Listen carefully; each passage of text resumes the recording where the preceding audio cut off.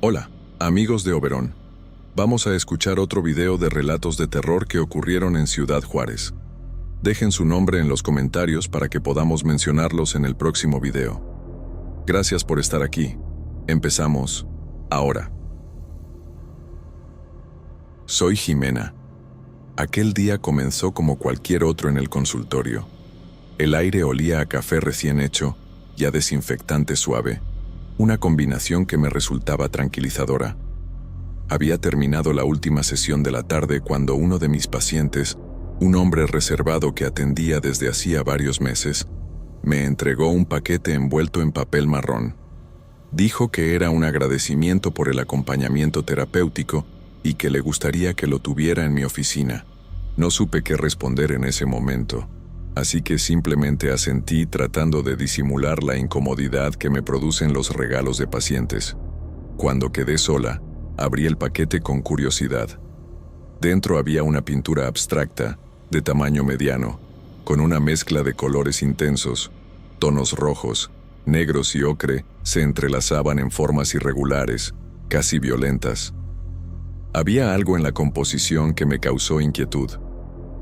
No era fea, pero tenía una energía extraña, una sensación de movimiento detenido, como si las líneas se resistieran a permanecer quietas.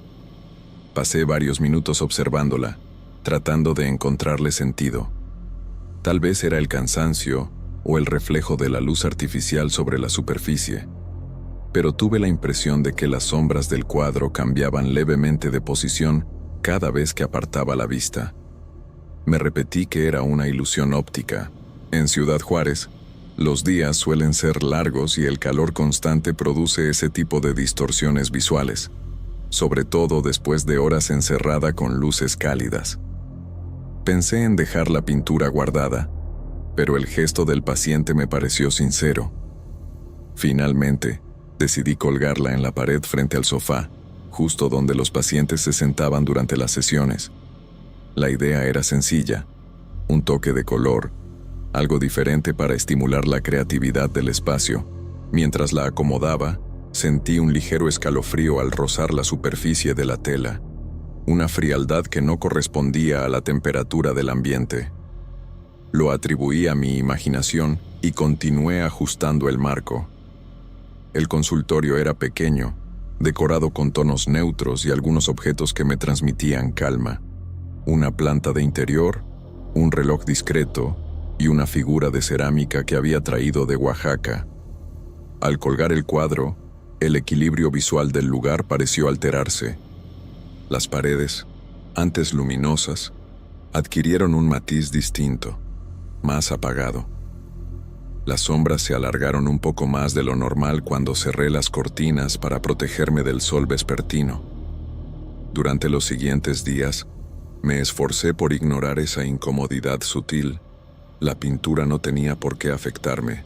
Sin embargo, algo en ella atraía mi atención de manera constante. En medio de las sesiones, mis ojos se desviaban hacia la superficie del cuadro, donde las formas parecían cobrar vida bajo la luz que entraba por las persianas. En ciertos momentos, me pareció distinguir contornos que no recordaba haber visto antes, siluetas que se confundían entre manchas de color, como si se formaran rostros difusos que se deshacían al intentar enfocarlos. No comenté nada con nadie. Los psicólogos tendemos a racionalizar los fenómenos, a buscar explicaciones lógicas. Supuse que era una mezcla de fatiga visual y sugestión. Aún así, una parte de mí se sintió observada cada vez que cerraba la puerta del consultorio y el silencio llenaba la habitación. Por las noches, cuando repasaba mis notas en casa, pensaba en el paciente que me había hecho el obsequio, recordaba su mirada serena pero intensa, y cómo solía hablar de sus cuadros como si tuvieran un propósito más allá de lo estético. No mencionó que fuera suyo, pero lo deduje por la forma en que lo entregó, con una especie de solemnidad contenida. Una tarde, al terminar una sesión, me detuve frente al cuadro para observarlo de nuevo. El sol de Juárez se filtraba por las cortinas y proyectaba una luz anaranjada sobre la tela. Por un instante, juraría haber visto algo parecido a una figura humana, insinuándose entre las formas rojas, como un rostro girado hacia mí. Retrocedí de manera instintiva, y al volver a mirar, la pintura era la misma, un conjunto de trazos y sombras sin forma definida. Respiré hondo y apagué las luces del consultorio. Mientras cerraba la puerta, tuve la sensación de que algo en la habitación había cambiado, una vibración apenas perceptible en el aire, como si el lugar ya no me perteneciera del todo. Esa noche dormí inquieta, con la imagen del cuadro flotando detrás de los párpados, como si las formas continuaran moviéndose incluso cuando intentaba no pensar en ellas. No sabía que aquel regalo, tan aparentemente inofensivo, marcaría el inicio de una etapa que pondría a prueba todo lo que creía comprender sobre la mente y la realidad. Pasaron algunos días antes de que notara los primeros comentarios. Al principio fueron observaciones casuales de los pacientes, cosas que podrían pasar desapercibidas si no se repitieran. Una mujer que atendía por ansiedad mencionó que el consultorio le parecía más oscuro que antes, como si el aire estuviera más pesado. Otro paciente dijo que sentía una especie de presencia detrás de él cuando hablaba, una sensación de ser observado. Tomé nota, pensando que podría tratarse de una proyección emocional, un reflejo de sus propios estados mentales. Sin embargo, empecé a detectar un patrón. Distintas personas, sin relación alguna entre sí, comenzaron a describir experiencias similares. Algunos aseguraban ver figuras en las paredes del consultorio, rostros difusos que se formaban en el yeso o en el reflejo del vidrio. Otros decían que los colores del lugar parecían cambiar dependiendo de su estado de ánimo. Una paciente que llevaba meses en terapia se mostró particularmente perturbada al contarme que, durante la sesión anterior, creyó ver una sombra moviéndose detrás del sofá. Intenté mantener la compostura profesional. Dije que era probable que la iluminación o el cansancio visual generaran esas impresiones, aunque por dentro sentía un creciente malestar. Comencé a observar con más atención cada detalle de la habitación, la luz que entraba por las cortinas, las sombras que proyectaban las plantas, el brillo tenue del marco del cuadro. En ciertos momentos, juraría que las líneas del cuadro parecían moverse apenas, como si respiraran. Empecé a cerrar las persianas más seguido, tratando de controlar la entrada de luz. Aún así, algo seguía cambiando. Notaba que el aire dentro del consultorio era más denso, como si la temperatura bajara unos grados cada vez que alguien mencionaba el cuadro.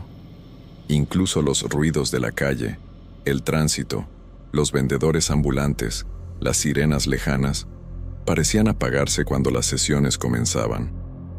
Una tarde, mientras escuchaba a un joven hablar de su insomnio, percibí un movimiento en la pared a mi derecha.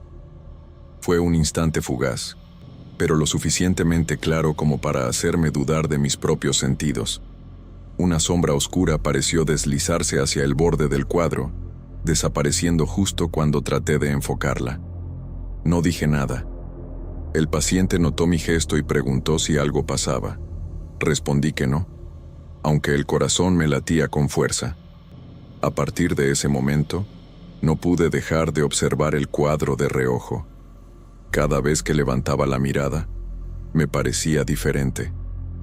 A veces las formas parecían tener profundidad, como si dentro de la pintura existiera un espacio tridimensional.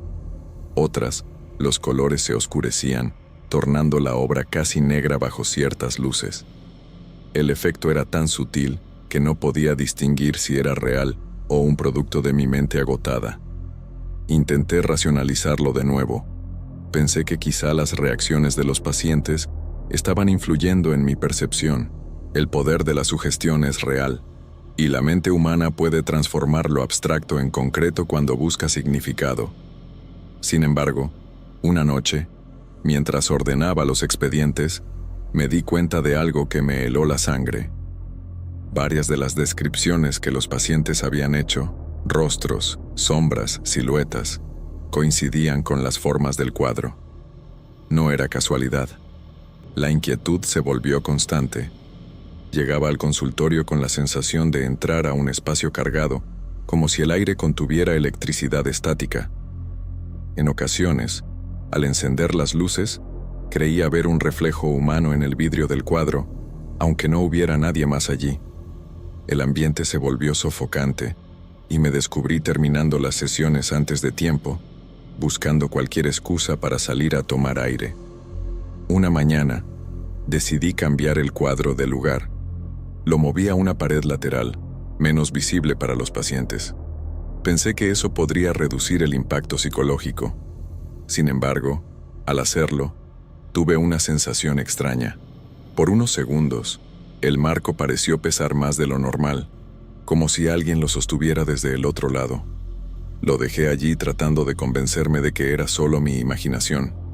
A pesar del cambio, los comentarios continuaron. Algunos pacientes decían que el cuadro ahora parecía observador, como si siguiera su mirada desde cualquier ángulo. Uno de ellos me dijo que veía rostros que desaparecían cuando parpadeaba. Me limité a escuchar sin hacer juicios, pero dentro de mí, algo comenzó a quebrarse.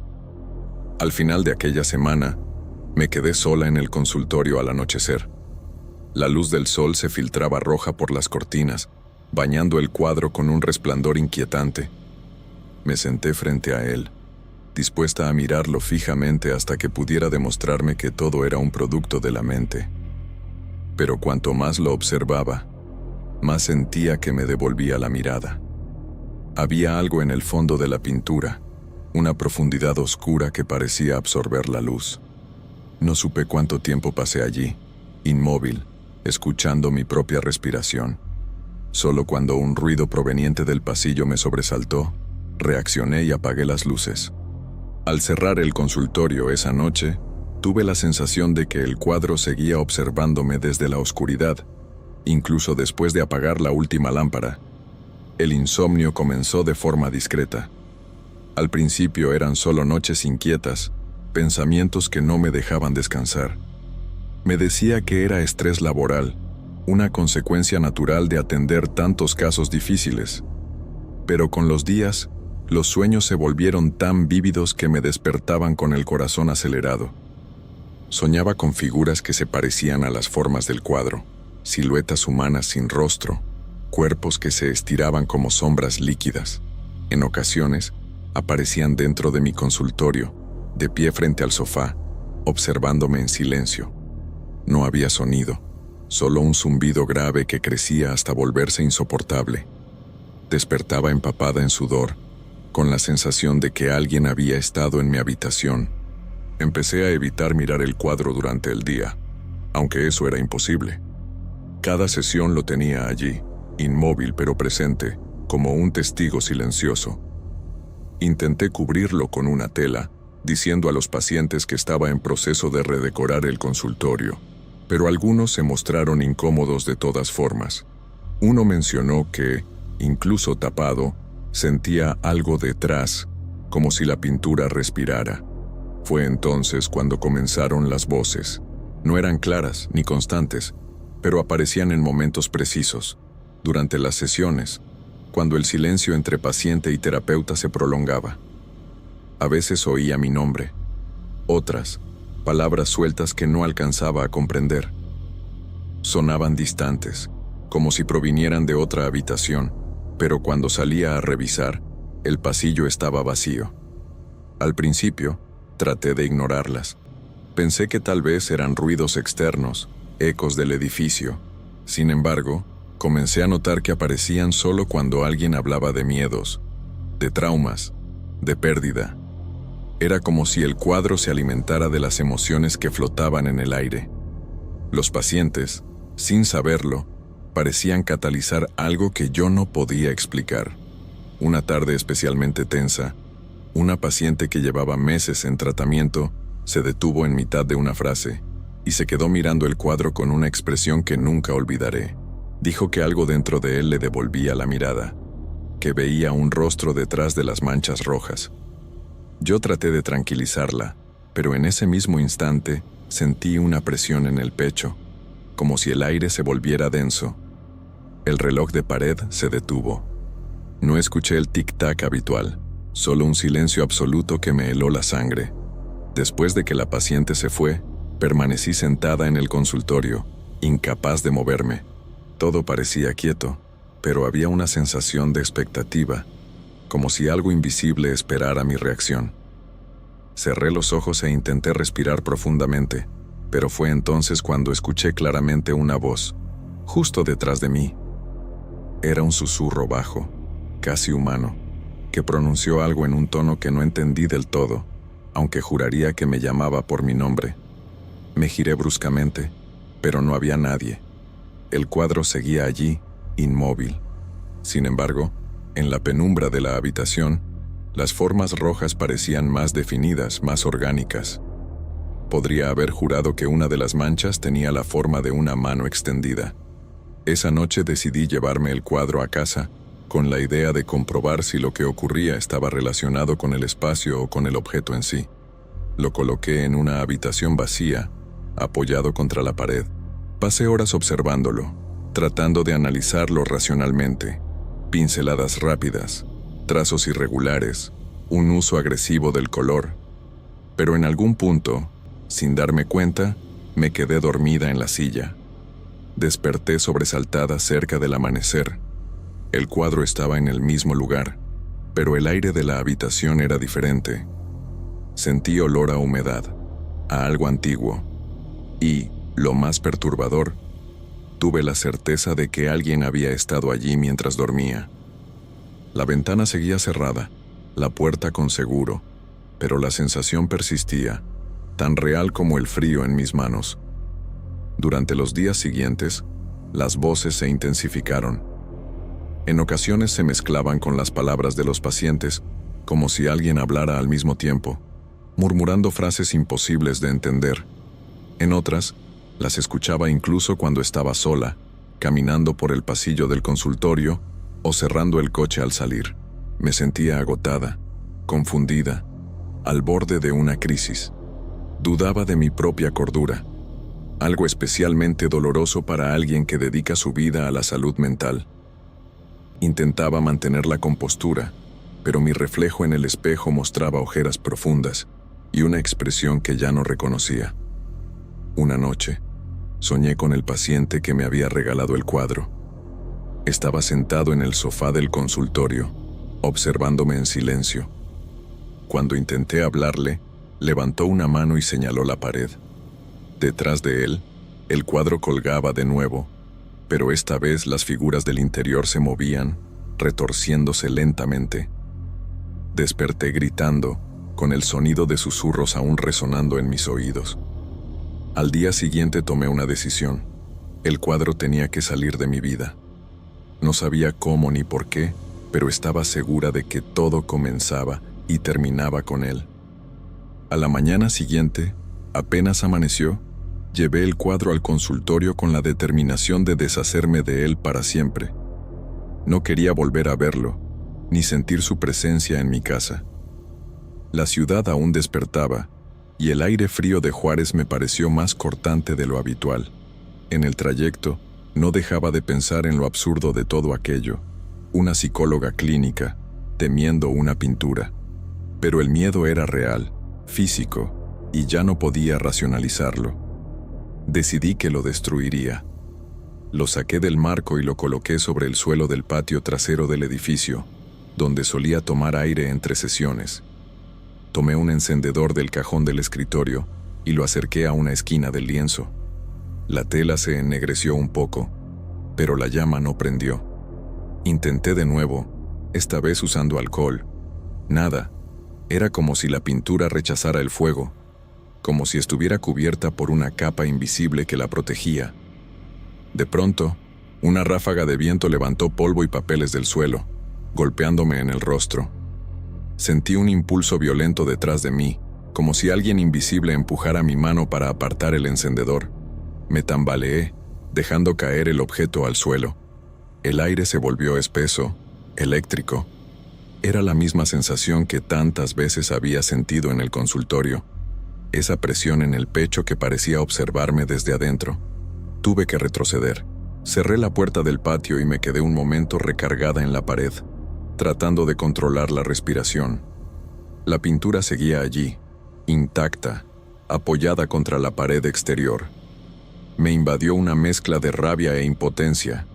No podía mantenerla, pero tampoco podía destruirla. Esa tarde, después de cerrar las sesiones, tomé el cuadro, lo envolví en una manta vieja y lo llevé a una tienda de antigüedades en el centro. Era un local pequeño, lleno de espejos, lámparas oxidadas y muebles antiguos, atendido por un hombre mayor que apenas levantó la vista cuando entré. Le expliqué que quería vender el cuadro, y él lo observó con interés, aunque sin tocarlo. Dijo que podía darme una cantidad simbólica, apenas unos cuantos pesos. Acepté de inmediato, con una sensación de alivio. Salí del local con la sensación de haberme quitado un peso enorme de encima. Caminé por la avenida con el sol cayendo entre los edificios, respirando con libertad por primera vez en semanas. Esa noche dormí profundamente, sin sueños, sin voces. Creí que todo había terminado, pero 2 días después, una noticia en la radio me hizo detener el coche en seco. La tienda de antigüedades donde había dejado el cuadro se había incendiado durante la madrugada. El locutor describía el siniestro como extraño. Los bomberos afirmaban que el fuego se propagó con una rapidez inusual, pero que no encontraron ningún origen claro, ni cortocircuito, ni material inflamable. El dueño había sobrevivido, pero todo el local se había reducido a cenizas. Todo excepto un objeto, el cuadro. Sentí un escalofrío que me recorrió la espalda. El locutor mencionó que entre los restos del incendio, los bomberos encontraron una pintura intacta, sin un solo rasguño, aún brillante, apoyada contra una pared ennegrecida. No daban detalles sobre el autor ni el origen, solo decían que parecía nueva. Durante el resto del día no pude concentrarme. Cada vez que cerraba los ojos, veía los tonos rojizos del lienzo, las formas torcidas que tanto me habían perturbado. Esa noche soñé con el consultorio, vacío, pero con el cuadro colgado en su sitio de siempre. Del interior surgían los mismos rostros, más definidos que nunca, observándome con una calma siniestra. Desperté antes del amanecer con el presentimiento de que aquello no había terminado. Fui al consultorio más temprano que de costumbre. Todo estaba en orden, pero el ambiente era distinto, más frío, más silencioso. Cuando pasé junto a la pared donde antes había colgado el cuadro, sentí un leve hormigueo en la piel, como si una corriente invisible recorriera el aire. En los días siguientes, algunos pacientes mencionaron que el lugar volvía a sentirse extraño. Una mujer aseguró que había soñado conmigo, sentada en el consultorio, hablando con alguien que no estaba allí. Otro paciente me dijo que escuchó voces detrás de la puerta mientras esperaba su turno, aunque el pasillo estaba vacío. Comencé a dudar si de verdad me había librado de él o si algo de su presencia había quedado impregnado en las paredes. No tenía pruebas, pero el silencio del consultorio ya no era el mismo. Había un eco en las pausas, un murmullo casi imperceptible. Evito pasar por la zona donde estaba la tienda incendiada. Dicen que después del incendio, alguien vio a un hombre cargando una pintura envuelta en plástico, llevándola a otro negocio. Nadie sabe qué fue de ella. Yo tampoco quiero saberlo.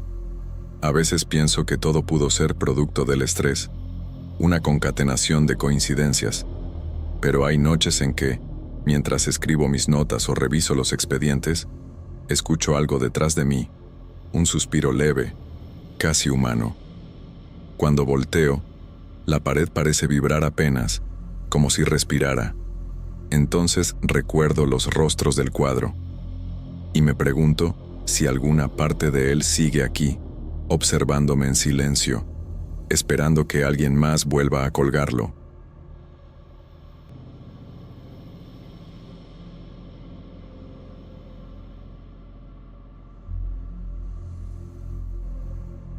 No hay manera de describir la mezcla de cansancio y emoción que sentí aquel día. Me llamo Alana. Después de años viviendo en departamentos rentados, con paredes húmedas y vecinos ruidosos, por fin estábamos mudándonos a nuestra propia casa. Celso, mi esposo, decía que era pequeña, pero para mí se sentía enorme. con su sala vacía que olía a pintura nueva y sus ventanas todavía cubiertas de polvo del desierto. Afuera el aire traía ese olor seco y metálico tan típico de Ciudad Juárez, el mismo que se mete en la ropa y en la piel cuando el viento sopla desde los cerros. La casa estaba en una colonia nueva, todavía medio desolada.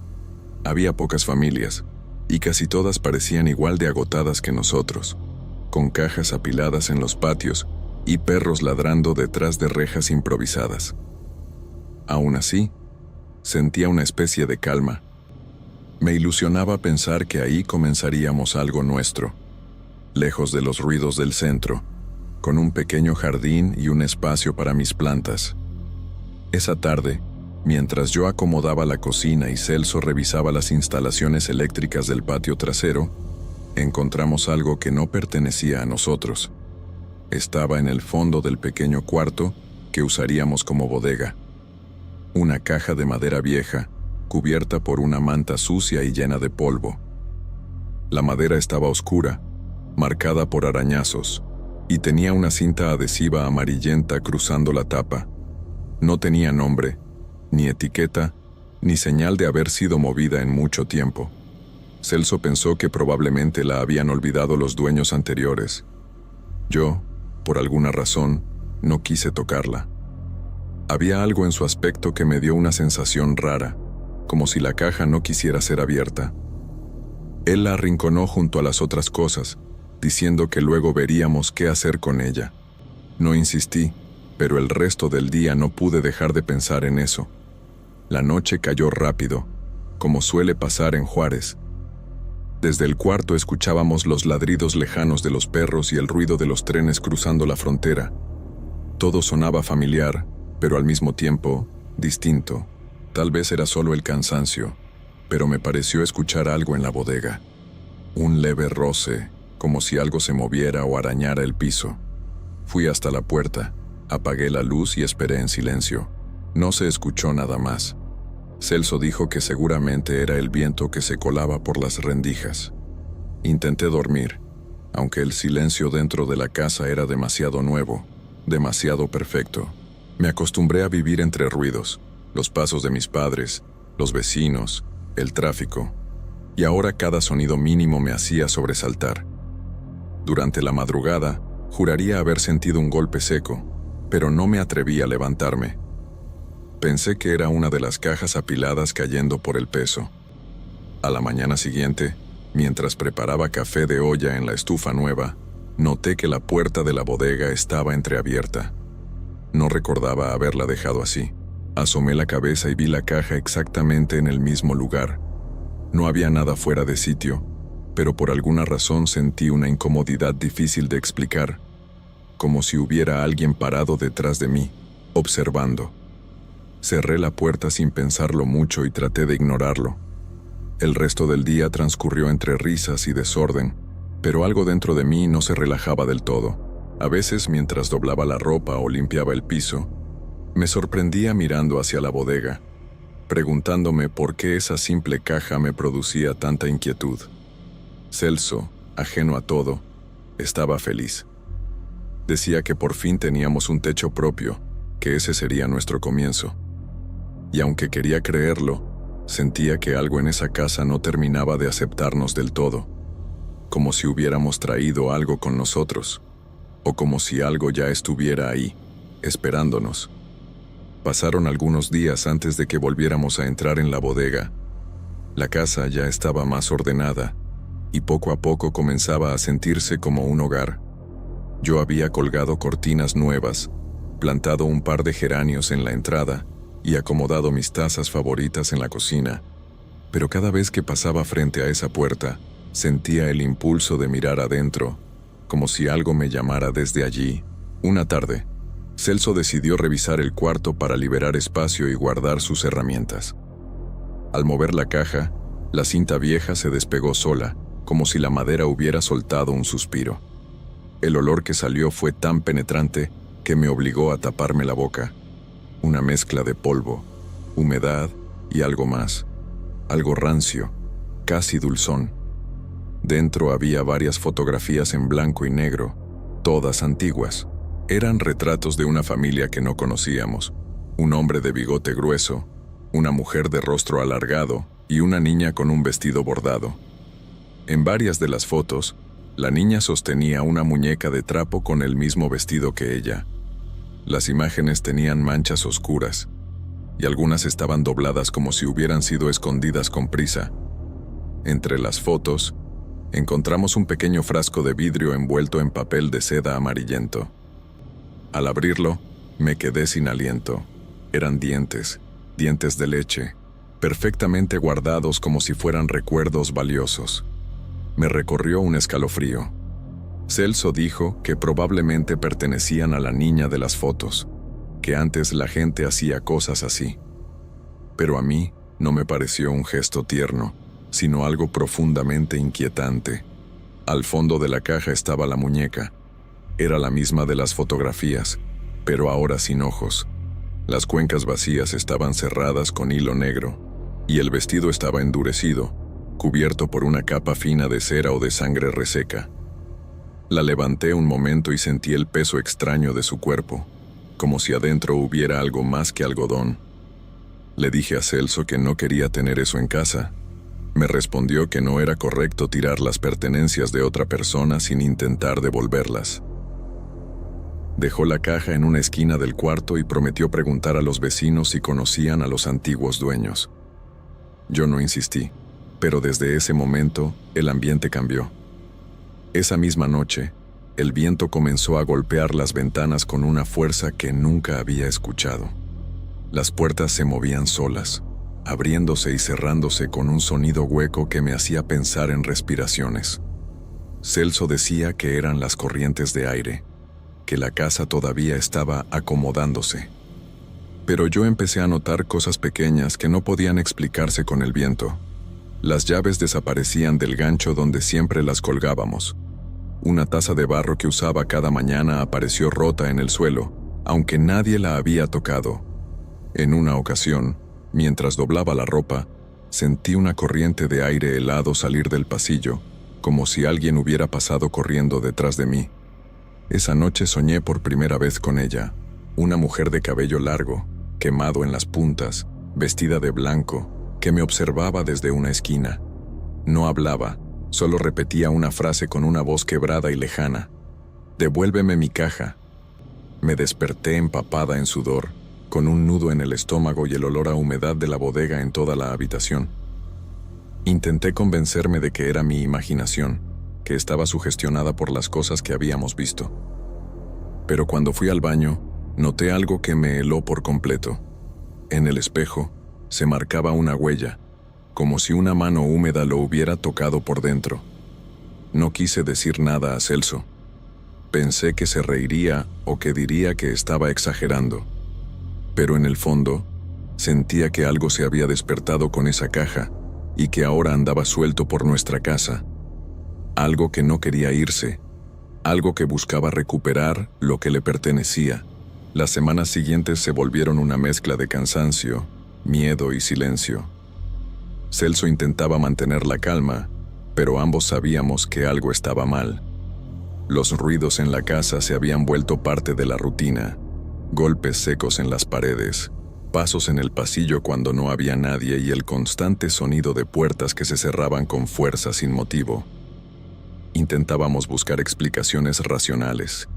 Pensábamos que quizá la estructura era vieja, que el viento entraba por algún hueco o que el calor dilataba la madera, pero nada justificaba que la televisión se encendiera sola a medianoche, mostrando solo estática, o que, una mañana, encontráramos la muñeca sobre la mesa del comedor, perfectamente sentada, con las costuras de los ojos abiertas y las cuencas llenas de tierra. Empecé a perder el sueño. Cada vez que lograba cerrar los ojos, la misma mujer aparecía en mis sueños, siempre en el mismo lugar, una habitación oscura con paredes descascaradas. Me miraba desde el rincón y murmuraba una sola cosa, con un tono que me helaba los huesos: «Devuélveme mi caja». A veces despertaba gritando, con el eco de su voz aún vibrando en mis oídos. Celso me abrazaba, confundido, intentando consolarme. Decía que todo eran pesadillas, que necesitábamos descansar. Pero no podía explicar cómo, cada vez que yo soñaba con la mujer, al día siguiente algo nuevo aparecía fuera de lugar. Las fotos de la caja regadas por la sala, las luces parpadeando, el sonido de un suspiro detrás de las paredes. Una tarde, decidí que no podía más. Fui a la bodega con la intención de tirar la caja a la basura. Cuando abrí la puerta, el olor era insoportable, como si algo se estuviera pudriendo. La caja estaba abierta, y sobre la tapa había algo que me hizo retroceder. Un mechón de cabello oscuro, enredado, húmedo. No sé cómo llegó ahí ni de quién era. Le pedí a Celso que se deshiciera de todo. Esta vez no discutió. Parecía tan agotado como yo, con ojeras profundas y la mirada perdida. Esa misma noche, salimos en su camioneta con la caja en la parte trasera. Manejamos hacia las afueras por un camino de tierra cerca del río, donde la gente a veces tiraba muebles viejos. El cielo estaba nublado y el aire olía a tormenta. Cavamos un hoyo con una pala vieja entre los matorrales. No hablábamos, solo queríamos terminar rápido. Mientras Celso cubría la caja con tierra, sentí algo extraño, como una presión en el pecho, un zumbido dentro de la cabeza que me hacía temblar. Cuando dimos el último palazo, el viento se levantó con fuerza y escuché, no sé si en mi mente o afuera, una voz apagada, lejana, que repetía lo mismo: «Devuélveme mi caja». Regresamos a casa sin mirar atrás. Ambos teníamos la sensación de haber hecho lo correcto. Esa noche, por primera vez en mucho tiempo, dormimos profundamente. No hubo ruidos, ni golpes, ni sueños. Pero al amanecer, cuando bajé a la sala para preparar café, algo me detuvo. En el centro del sofá estaba la caja, sin tierra, sin marcas, perfectamente secas y abierta. Dentro no había fotografías ni muñeca, solo una hoja de papel doblada en 4. Con las manos temblando, la abrí. Era una foto, una que no habíamos visto antes. Mostraba a una pareja frente a una casa muy parecida a la nuestra. La mujer tenía el mismo vestido blanco del sueño.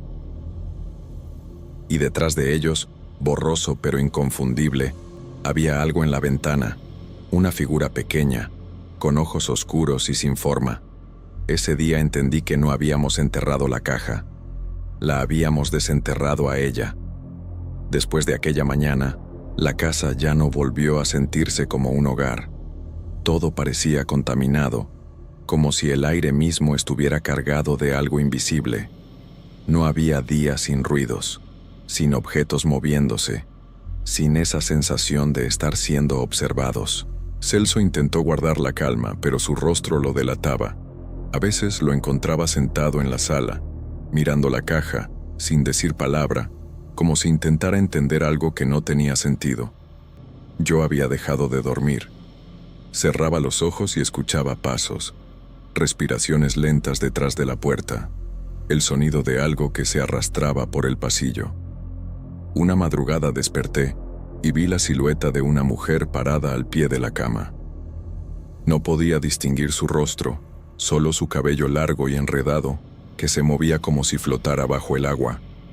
No dije nada, solo me quedé inmóvil, temblando, hasta que desapareció cuando comenzó a amanecer.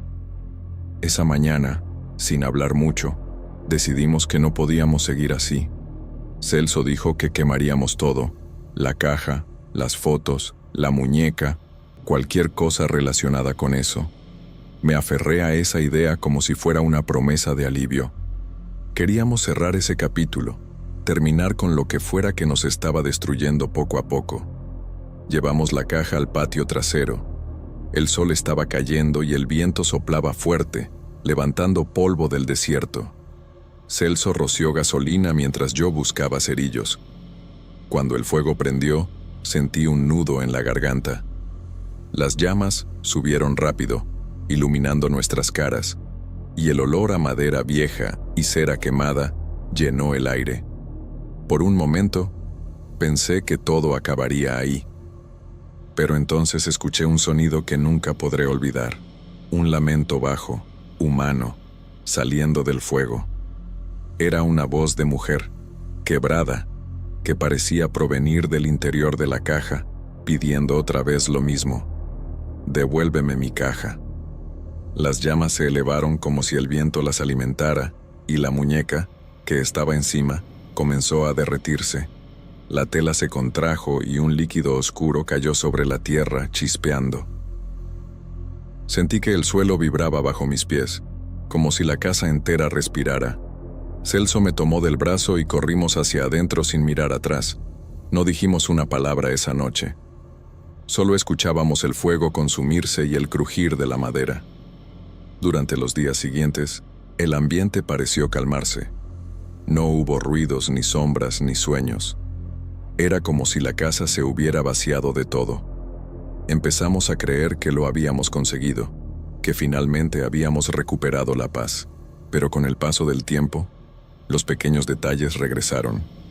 Una puerta que se abría sola, un vaso que caía sin razón, el sonido suave de pasos descalzos al amanecer. No era nada tan violento como antes, pero lo suficiente para recordarnos que seguía ahí. A veces, mientras limpio, encuentro ceniza dentro de los cajones, fina y oscura, aunque hace semanas que todo fue quemado. En otras ocasiones, cuando cierro los ojos para dormir, escucho una respiración muy cerca de mi oído, tan real que me sobresalto. Celso dice que debemos ignorarlo, que no debemos darle poder. Yo intento hacerlo, pero hay noches en que siento que no estamos solos. Han pasado meses desde entonces. Seguimos viviendo aquí, intentando llevar una vida normal, hablando poco del tema. Pero hay días en que el aire se vuelve pesado y el silencio de la casa parece observarnos. No sé hasta cuándo podremos seguir fingiendo que todo está bien. A veces pienso que quemar la caja no la destruyó, solo la liberó, y que lo que vino con ella nunca se fue del todo. Solo trato de convencerme de que, mientras no escuche de nuevo esa voz, mientras no vuelva a soñar con la mujer del vestido blanco, tal vez, solo tal vez, podamos seguir viviendo así. Aunque, en el fondo, sé que no será por mucho tiempo.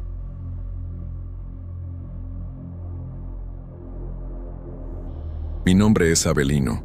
Trabajo en el turno nocturno de una maquiladora de electrónicos aquí en Ciudad Juárez. No estoy completamente solo. Somos un equipo reducido durante la madrugada, pero cada uno tiene su propia área, y yo paso casi todo el tiempo frente a mi máquina, revisando componentes, ajustando piezas y asegurándome de que la producción no se detenga. Al principio, uno se acostumbra al silencio. Se convierte en una especie de compañero constante, aunque pesado, que nunca habla y siempre observa. Aquella noche, como tantas otras, llegué antes de que el reloj marcara las 10. La fábrica estaba oscura en los sectores que no usábamos. Solo unas pocas luces fluorescentes parpadeaban en mi área, iluminando la máquina y las cajas de piezas apiladas a un lado. El aire olía a metal caliente y a aceite, y el frío de la noche se colaba por las rendijas de las ventanas. Mientras encendía la máquina, escuché un golpeteo metálico detrás de mí. Primero pensé que era un compañero, caminando por su sección, pero no había nadie. El eco del sonido rebotaba en los pasillos vacíos y me hizo tensar los hombros. Intenté concentrarme en la producción, ajustando la máquina y revisando cada panel. Pero las luces en los sectores apagados empezaron a titilar de manera extraña, como si alguien las encendiera y apagara por voluntad propia. Cada vez que levantaba la vista, parecía que un corredor se iluminaba por un instante, solo para apagarse de nuevo. Sentí un nudo en la garganta, un miedo silencioso que me decía que no estaba solo. Los pasos en las pasarelas metálicas se repitieron, pausados como si alguien caminara justo por encima de mí, y luego desaparecían sin dejar rastro. El corazón me latía rápido, pero me obligué a seguir trabajando. No podía permitir que el miedo me detuviera. Necesitaba concentrarme en la máquina, en la producción. Sin embargo, algo en el aire cambiaba. La temperatura parecía caer unos grados. Un silencio pesado se instalaba entre los sonidos de la maquinaria, y sentí que alguien me observaba desde la oscuridad. cada vez que giraba la cabeza, solo veía las sombras de los objetos, pero el instinto me decía que no estaba solo. Durante mi pausa, tomé un sorbo de café y traté de racionalizar todo. Las luces, los pasos, el eco. Todo podía ser una falla eléctrica, el ruido de los tubos de ventilación, cualquier cosa. Pero había algo en la sensación, en el peso que sentía en los hombros, que no podía explicarme. Fue entonces cuando la máquina frente a mí se apagó por un segundo, sin motivo. Luego, un susurro metálico me recorrió la nuca. Era como si alguien dijera un nombre, algo parecido a Marcelo, y el sonido desapareció tan rápido como apareció. No dije nada a mis compañeros. No sé cómo explicar lo que sentí, y sé que suena ridículo para quien no ha pasado largas noches frente a estas máquinas, en este silencio que pesa como plomo. Pero en ese momento, supe que algo no estaba bien. Algo del pasado de esta fábrica, algo que nunca había visto. Estaba presente y me estaba mirando. Después de aquella noche, no podía dejar de pensar en el susurro y en el nombre que creí escuchar, Marcelo. Durante los días siguientes, traté de concentrarme en mi trabajo, pero cada vez que me acercaba a la máquina, sentía un peso extraño en el pecho. Mis compañeros notaron que estaba más callado, más tenso, aunque yo solo decía que eran ruidos normales de la fábrica. No mencioné nada del nombre, sabía que sonarían ridículo. Una tarde, revisando los registros antiguos de mantenimiento de la máquina, encontré algo que me heló la sangre. Marcelo, un operario que había trabajado en esta misma sección años atrás, había muerto prensado por una de las máquinas. Parte de su cuerpo nunca fue recuperada. La noticia había sido un rumor entre los trabajadores, pero ahora estaba en los archivos, con fechas y reportes oficiales. Todo cobraba sentido. Los sonidos, los pasos, la sensación de ser observado. No era mi imaginación. Esa misma noche, cuando el turno comenzó, los fenómenos se intensificaron. Las luces de los sectores apagados se encendían solas, a intervalos cada vez más rápidos. Cada vez que levantaba la vista, veía sombras moverse entre las columnas metálicas, figuras que desaparecían cuando intentaba enfocarlas. Los pasos en las pasarelas se repetían, fuertes y cercanos, pero cuando me giraba, no había nadie. El sonido más perturbador era el de la maquinaria. Golpes metálicos como si alguien accionara las palancas, ruidos de engranajes forzados y un murmullo constante, casi imperceptible, que parecía repetir, Marcelo, Marcelo. Cada vez que trataba de grabarlo con mi celular, el sonido desaparecía y solo quedaba el eco vacío del galpón. Mi respiración se aceleraba, mis manos temblaban, mientras trataba de mantener la calma y continuar con la producción. Incluso los compañeros más veteranos del turno nocturno empezaron a notar que algo raro pasaba en la sección donde trabajaba. Me dijeron que habían escuchado ruidos extraños, golpes en la maquinaria y que se sentía un frío inusual cerca de mi área, pero nadie se atrevía a explicar qué era. Nadie quería hablar abiertamente de Marcelo. Era un tema que todos evitaban. La fábrica guardaba ese secreto como un peso invisible, y yo ahora estaba demasiado cerca de él. Una noche, mientras revisaba la máquina, sentí una presencia detrás de mí, algo frío y pesado que no pertenecía a este mundo. La silueta apareció por un instante, alta y delgada, detrás de la máquina que operaba, y desapareció cuando giré para mirarla directamente. El registro de las cámaras de vigilancia solo mostraba mi figura, trabajando solo, gritando y moviéndome nervioso, pero nada más. Nadie más estaba allí. Empecé a notar objetos ligeros moviéndose solos. Herramientas, cajas de componentes, incluso la palanca de la máquina cambiaba de posición sin que yo la tocara. Cada sonido, cada sombra, cada parpadeo de luz aumentaba la sensación de que Marcelo seguía atrapado entre las paredes de la fábrica, buscando algo que nunca encontraría, y que ahora me había elegido como testigo involuntario. A medida que pasaban las semanas, los episodios se hicieron más intensos. Las luces parpadeaban constantemente, Los ruidos metálicos resonaban en el silencio del turno nocturno y los susurros se volvían más claros. Sentía su presencia detrás de mí en cada movimiento, su frío recorriendo mis hombros. Empecé a perder la noción del tiempo, concentrándome únicamente en la máquina y en mantenerme seguro. Pero la verdad era que ya no me sentía seguro en ningún lugar de la fábrica. La noche en que entendí que no podía ignorarlo, supe que debía tomar una decisión. No podía seguir enfrentando a Marcelo, ni intentando racionalizar lo que pasaba. Su espíritu estaba aquí, ligado a la máquina que me ocupaba y al sector que había reclamado años atrás. Y aunque no podía verlo claramente, sabía que me observaba, escuchaba y esperaba. Después de semanas soportando los sucesos, decidí que necesitaba pruebas. No podía seguir dudando de lo que estaba viviendo, y pensé que si podía filmar lo que ocurría, tal vez podría entenderlo, o al menos demostrarlo. Tomé mi celular y coloqué una cámara de seguridad portátil cerca de mi máquina, asegurándome de grabar toda la sección. El corazón me latía con fuerza, y un sudor frío recorría mi espalda mientras me preparaba para enfrentar lo que sabía que venía. La primera media hora fue normal, aparentemente. La máquina funcionaba, los compañeros pasaban por sus áreas, y todo parecía tranquilo. Pero luego comenzaron los ruidos. Un golpe metálico seco, seguido de un murmullo que no podía identificar, resonando detrás de mí. Giré la cabeza, y no había nadie. Sentí que algo rozaba mis hombros, pero el aire estaba vacío.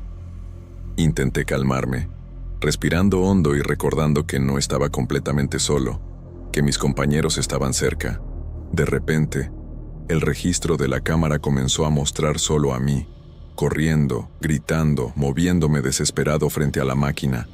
No aparecía ningún fantasma, ninguna silueta, solo yo, perdido y aterrorizado, tratando de huir de algo invisible. Cada vez que miraba hacia la cámara, las luces parpadeaban, los golpes metálicos se intensificaban y los susurros sonaban más claros. Marcelo. Intenté grabarlo varias veces más, pero siempre ocurría lo mismo. Yo solo, gritando y temblando, mientras el galpón seguía en silencio. Después de varios intentos fallidos, comprendí algo que había estado negando. No podía capturar a Marcelo con ninguna cámara. Su presencia no estaba hecha para ser registrada, no de la manera que la tecnología humana lo hace. Estaba allí para ser sentida, para recordarte que el pasado de la fábrica nunca se había ido, y que algunos secretos debían respetarse. Sentí una mezcla de alivio y terror. Alivio porque ya entendía que no era yo imaginando todo. Terror porque sabía que mientras trabajara de noche, seguiría siendo su objetivo. Esa misma noche, decidí que era suficiente. Solicité la transferencia al turno diurno, explicando a mi supervisor que prefería trabajar con más compañeros y en condiciones menos solitarias. Nadie preguntó demasiado. Aquí los turnos nocturnos tienen fama de ser difíciles y estresantes. Durante mis últimos días en el turno nocturno, sentí cada sombra y cada sonido como un recordatorio silencioso de Marcelo. La máquina frente a mí parecía más pesada, más viva, como si esperara que alguien más ocupase mi lugar. El día que finalmente me trasladaron, miré una última vez la máquina desde la distancia. Las luces parpadeaban con un ritmo extraño, y un susurro leve recorrió el aire, apenas audible. Marcelo. No corrí, simplemente miré, respiré y me alejé. Desde entonces, trabajo de día, rodeado de compañeros y ruido constante, y aunque el miedo se ha disipado, sé que la presencia de Marcelo sigue allí, atrapada entre engranajes y pasarelas metálicas, esperando la noche. Todavía recuerdo el frío que sentí en los hombros, los pasos que nunca se veían y el murmullo constante de su nombre. A veces me pregunto si algún día alguien más sentirá lo mismo que yo, o si Marcelo seguirá esperando en silencio, en su maquiladora de Ciudad Juárez, donde nadie se atreve a hablar de él, pero todos lo sienten. Me llamo Roberto y nunca me ha sido fácil hablar de lo que voy a contar. Durante 2 años guardé este recuerdo para mí, temiendo que me tomaran por loco o que alguien pensara que exageraba. Pero ahora siento que es necesario dejarlo registrado, aunque revivir cada momento me haga temblar de miedo y me recuerde que hay cosas en este mundo que no se explican con lógica ni con palabras. Trabajaba como vigilante nocturno en un depósito de piezas automotrices en Ciudad Juárez, desde hace más de 5 años. No es un trabajo fácil, pero me acostumbré a la soledad, al silencio pesado de los pasillos y al zumbido constante de las lámparas fluorescentes. Mi turno empieza a las 10 de la noche y termina a las 6 de la mañana.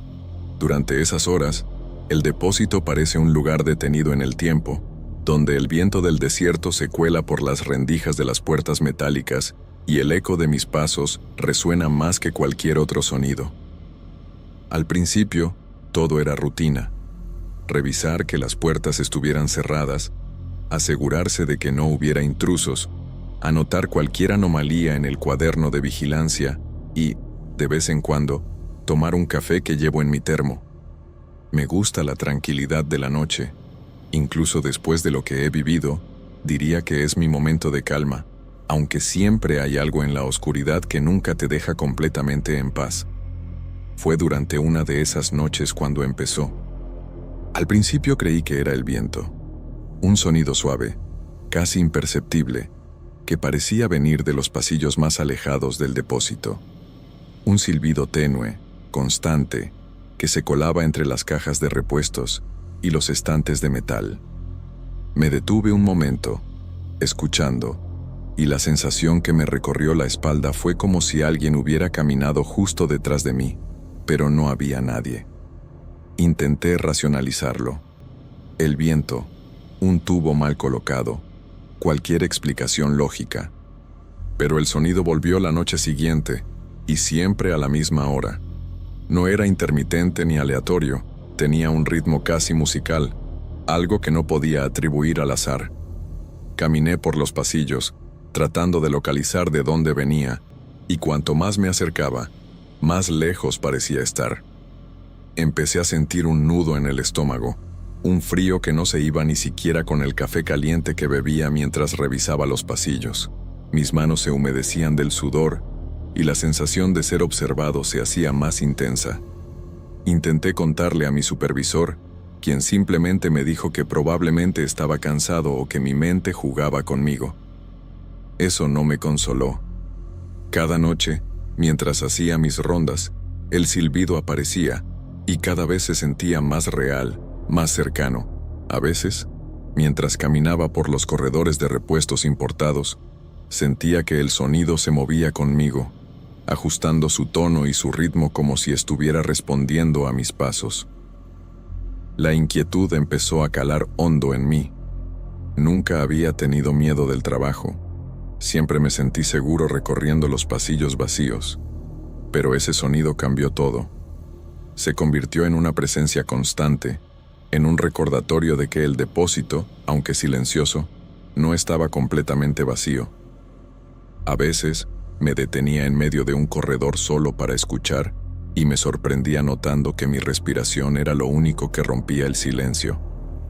Desde aquella primera noche, aprendí a desconfiar del silencio, porque fue en ese silencio, en la quietud que acostumbraba a darme paz, donde escuché por primera vez un silbido que nunca dejé de oír, un sonido que parecía tener vida propia y que poco a poco comenzó a infiltrarse en cada momento de mi turno. Después de varias noches escuchando aquel silbido, comencé a sentir que ya no era un sonido pasajero, sino algo que me seguía, algo que respondía. Una madrugada, impulsado por una mezcla de curiosidad y temor, decidí imitar el ritmo del silbido, tratando de reproducirlo tal como lo había escuchado. Para mi sorpresa, el silbido contestó. No era idéntico, pero sí lo suficientemente cercano como para que supiera que había algo más, algo que no estaba solo. Al principio pensé que podía ser un compañero jugando una broma, pero el depósito estaba vacío, y la sensación de soledad nunca había sido tan abrumadora. Esa misma noche, mientras avanzaba por los corredores, sentí que el aire cambiaba, pesado, como si algo invisible se moviera a mi alrededor. Las lámparas fluorescentes comenzaron a parpadear de manera irregular, lanzando sombras danzantes sobre las paredes de metal. Fue entonces cuando escuché el golpe seco de una herramienta cayendo al piso, seguida por otra y otra más.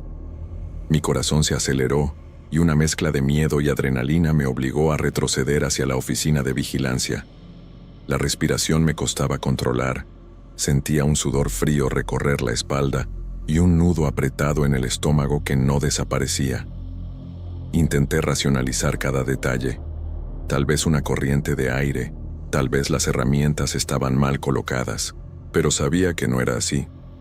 La manera en que el silbido parecía moverse conmigo, como si me guiara o me desafiara, era imposible de explicar. Cada noche siguiente, el fenómeno se repetía, más insistente y cercano. A veces lo sentía detrás de mí, otras veces delante, como si me estuviera observando y esperando mi reacción. Con el tiempo, comencé a llevar el celular siempre a mano, grabando el sonido y usando la linterna como escudo, aunque sabía que no era suficiente. La rutina, antes monótona y segura, se había transformado en una prueba constante de mi cordura. Cada ronda era un desafío, un intento de enfrentar un misterio que parecía consciente de mi miedo. El depósito, que antes era solo un espacio de trabajo, se convirtió en un laberinto hostil, donde el silencio mismo podía ser mortal y donde yo ya no podía confiar en mis sentidos. Esa parte de la historia terminó marcando un punto de no retorno. Sentía que algo dentro del depósito había despertado, algo que respondía, que jugaba con mi mente y mi percepción. La línea entre lo real y lo imposible empezaba a desdibujarse, y yo no sabía cuánto más podría soportar sin que el miedo me consumiera por completo. Después de semanas lidiando con aquel silbido, sabía que ya no podía ignorarlo. Las noches se volvieron una prueba de paciencia y resistencia. Cada sonido, cada eco de mis pasos, me hacía sobresaltar. Esa madrugada, decidí enfrentar lo que había estado ocurriendo, aunque un nudo en el estómago me recordaba que tal vez estaba poniendo en riesgo algo más que mi tranquilidad. Con el celular grabando y la linterna encendida, avancé por los corredores más alejados del depósito, donde el eco del silbido parecía más fuerte y claro. El aire se volvió pesado y cada respiración me costaba más, como si un peso invisible presionara mi pecho.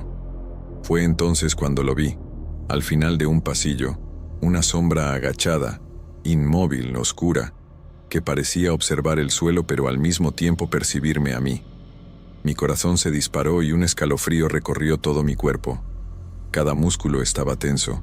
Sentí que mis piernas querían huir, pero la curiosidad me mantenía paralizado. Di un paso hacia ella, intentando racionalizar. Tal vez un maniquí, tal vez una caja mal colocada proyectando sombras. Pero la sombra se movió de manera brusca, desapareciendo detrás de unos estantes metálicos antes de que pudiera llegar. Corrí hacia donde había estado, revisando cada rincón, y no encontré nada.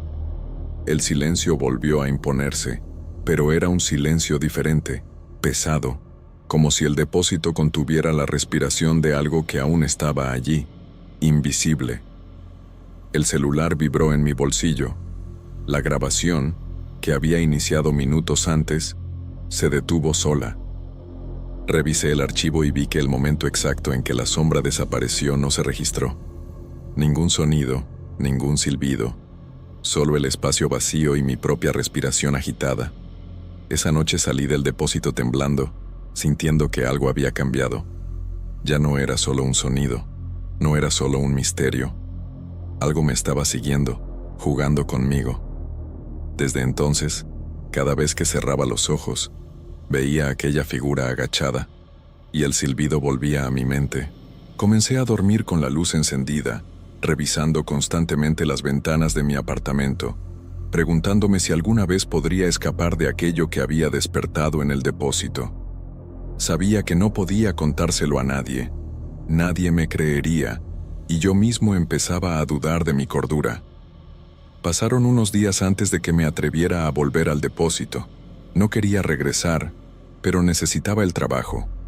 Tratar de explicar por qué seguía ahí no tiene sentido. A veces la necesidad pesa más que el miedo. Aquella noche llegué más temprano de lo habitual, intentando convencerme de que todo había sido producto del cansancio o del estrés. Pero el ambiente era distinto, como si el aire mismo se negara a moverse. A las 2 de la mañana, el silbido volvió, más nítido que nunca, como si alguien lo hiciera justo al otro lado de la puerta de la oficina. Sentí la piel erizarse y con el corazón desbocado, saqué mi celular para grabarlo. Esta vez el sonido parecía acercarse y cada nota silbada resonaba dentro de mi cabeza como si quisiera decirme algo. No supe qué me impulsó, pero decidí seguirlo una vez más, avanzando entre los estantes, guiado por la linterna temblorosa de mi mano. El silbido me llevó hasta el final del depósito, donde las sombras se acumulaban como una masa densa. Sentí que alguien me observaba. El aire olía a metal y humedad, y cada paso que daba parecía hundirme en un silencio más profundo. Me quedé quieto, sosteniendo el celular, grabando. Y entonces, el silbido se detuvo. Por unos segundos no escuché nada, ni siquiera mi respiración. Fue en ese instante cuando el teléfono se apagó solo, como si algo hubiera drenado su batería de golpe. Volví a la oficina temblando, incapaz de pensar con claridad. Cuando por fin logré encender el celular, reproduje la grabación. Lo que escuché me heló la sangre. Después del último silbido, una voz ronca, apenas perceptible, susurró algo que no dejo de recordar hasta hoy. «Ya no me sigas». La escuché una y otra vez, esperando que fuera una interferencia o un error del micrófono, pero no había duda. Era una voz humana, grave, cercana, cargada de advertencia. Esa fue mi última noche en el depósito. Entregué mi renuncia al día siguiente, inventando una excusa sobre problemas familiares. Nadie me preguntó mucho. Me marché sin mirar atrás, con la sensación de que, de alguna forma, algo me había permitido irme. Semanas después, supe que el nuevo vigilante había desaparecido. Lo encontraron solo su chaleco y sus llaves, tiradas junto al portón principal. Nadie supo qué pasó. Esa misma noche, mientras intentaba dormir, mi celular empezó a sonar. No era un número conocido. Contesté sin pensar, y del otro lado solo escuché el mismo silbido, idéntico, pausado, como el de aquellas madrugadas en el depósito. Con el tiempo, conseguí trabajo como guardia de seguridad en una escuela privada durante el día. Es sencillo. Tengo que controlar la entrada y salida de los alumnos, cuidar el perímetro del edificio, no dejar que personas extrañas entren sin permiso, ese tipo de cosas. No me arrepiento. No tengo que lidiar con nada aterrador, solo con el ruido de cientos de niños corriendo y gritando en el recreo. Nada más. No volví a responder ninguna llamada desconocida. Pero a veces, cuando la casa está en silencio y el viento sopla desde el norte, juro que lo escucho de nuevo, lejos, muy lejos, o tal vez demasiado cerca.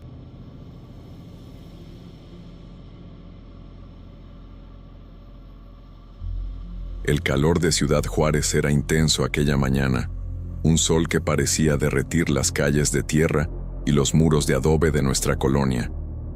Caminábamos hacia el Panteón de Dolores con pasos pesados, cargando la tristeza de la pérdida de nuestra hija mayor, Camila. Su muerte había dejado un vacío imposible de llenar. Cada rincón de la casa parecía recordarnos su ausencia. Ernesto, mi esposo, insistía en que visitar la tumba nos ayudaría a encontrar algo de paz, mientras que yo me debatía entre la necesidad de llorar y el miedo de enfrentar de nuevo ese dolor tan crudo. Alma, nuestra pequeña de 5 años, llevaba su muñeca de trapo favorita, que Camila solía cargar consigo. La niña caminaba entre las lápidas con curiosidad, tocando las cruces gastadas, observando los nombres grabados con cuidado. Me impresionaba cómo, a pesar de la tristeza que nos envolvía, Alma encontraba belleza en los detalles más mínimos. Una flor marchita, el brillo del metal de una lápida, el vuelo de un pájaro sobre los mausoleos. Mientras yo colocaba flores frescas y encendía una vela para Camila, noté que Alma se había apartado unos metros. Ernesto la llamó, pero la niña parecía atraída por algo que yo no podía ver. Cuando regresó, traía las manos escondidas detrás de la espalda y una expresión traviesa en el rostro, como si hubiera hecho una travesura. Susurró que había encontrado un regalo bonito, pero cuando pregunté qué era, ella solo me miró y sonrió, sin revelar nada.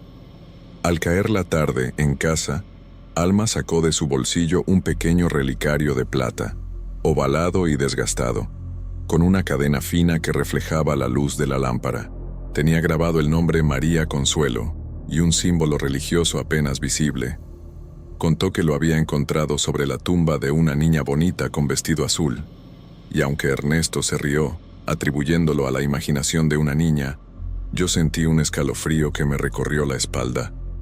Alma colocó el relicario alrededor de su cuello y se durmió con él, acariciándolo como si se tratara de un tesoro invaluable. Los días siguientes empezaron a surgir cambios sutiles pero inquietantes. Alma comenzó a hablar sola, murmurando palabras que nadie entendía. Sus ojos, antes llenos de alegría, a veces parecían mirar algo que solo ella veía. La casa, nuestro hogar seguro, comenzó a sentirse extraña. Por las noches, percibía olores dulces y penetrantes mezclados con un aroma desagradable, como flores marchitas con un toque de podredumbre. Al principio intenté racionalizarlo, pensando en humedad o algún animal muerto, pero pronto se volvió imposible ignorarlo.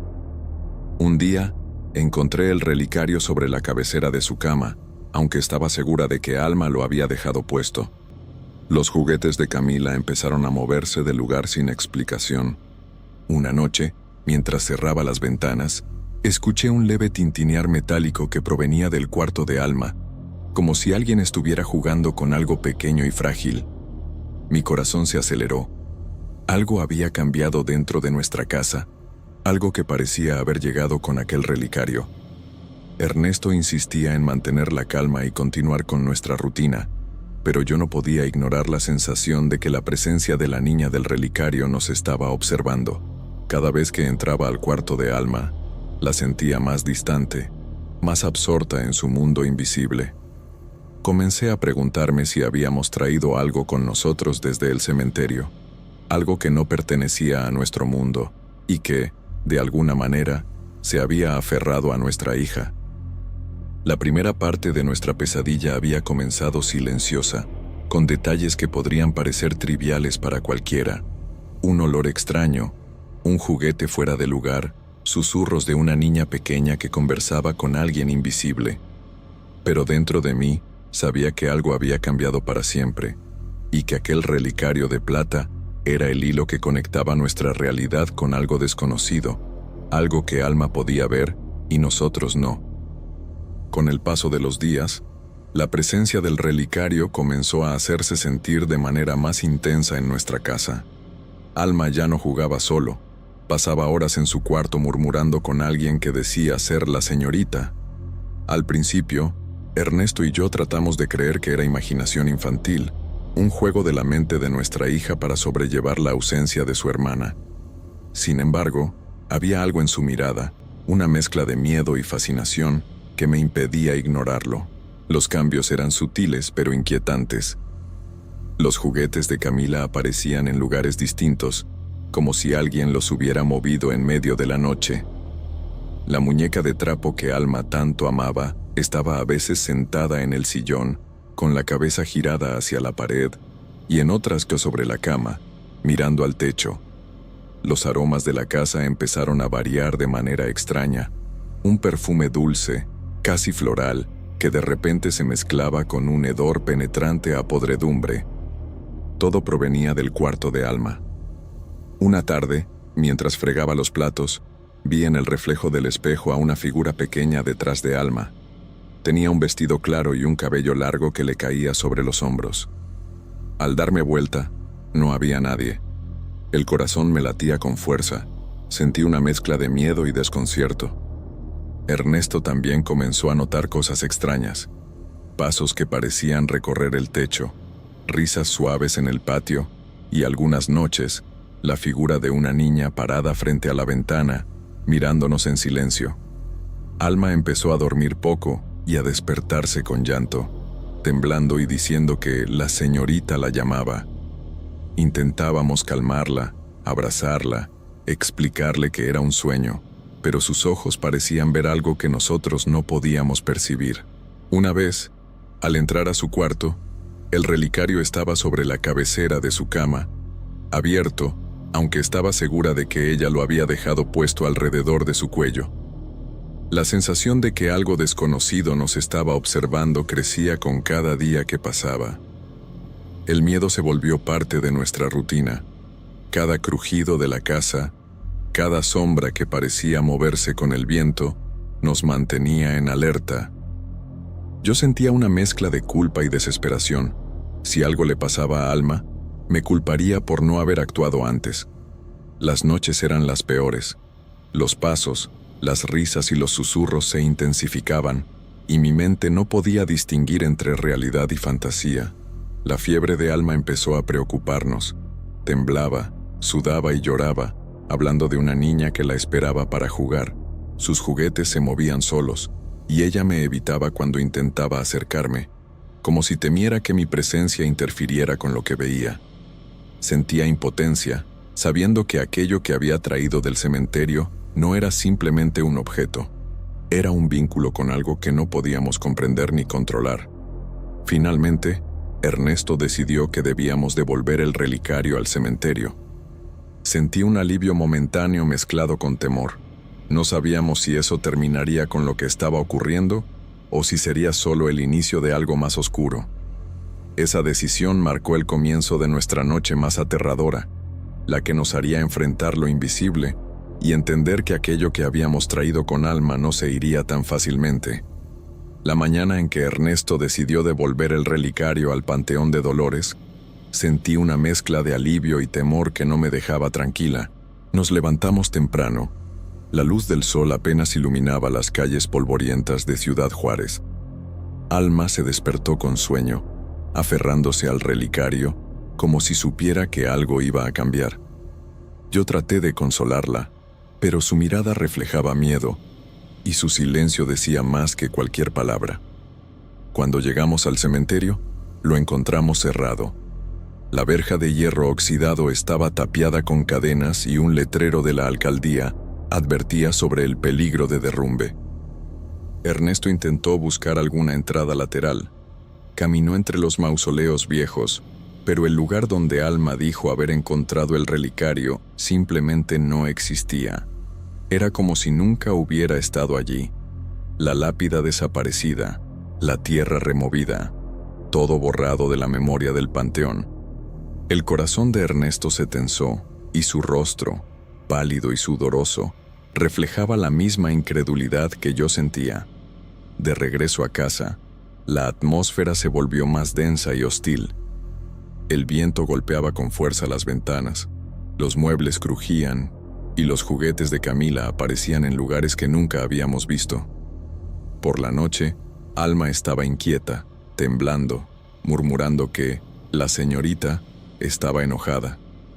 Intentamos dormir juntos en su cuarto, pero algo invisible parecía moverse a nuestro alrededor. Cada sombra, cada sonido, nos mantenía en alerta. Alrededor de las 3 de la madrugada, escuché un grito desgarrador que me hizo correr al cuarto de Alma. La encontré en el suelo, arqueada, con marcas profundas en el pecho y los brazos, como si alguien invisible la hubiera atacado. Ernesto la levantó entre sus brazos, y yo sentí un miedo tan intenso que me paralizó por unos segundos. En la cabecera de la cama, sobre la almohada, estaba el relicario abierto y vacío. El aire olía a flores marchitas y algo más que no podía identificar, un aroma que quemaba la garganta y helaba la sangre. Al día siguiente, no discutimos. Empacamos lo imprescindible y dejamos nuestra casa en Ciudad Juárez, mudándonos apresuradamente a Chihuahua.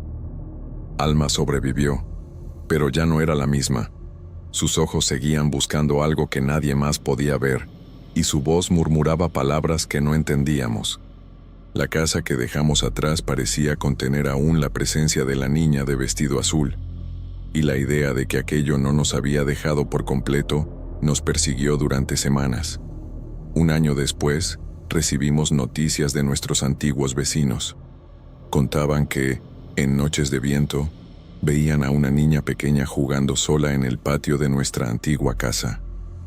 Llevaba un relicario colgado al cuello, brillante bajo la luz de la luna, y nadie podía acercarse sin sentir un frío intenso que atravesaba el cuerpo.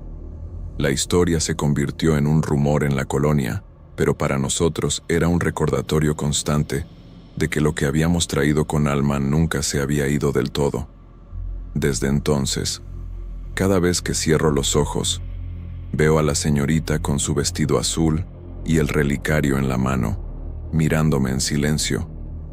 Me pregunto si algún día podremos devolverle lo que nos pertenece, o si estamos condenados a recordar para siempre que hay cosas en el mundo que no deberían ser tocadas, y que la muerte de Camila fue apenas el inicio de un lazo que nunca podremos romper.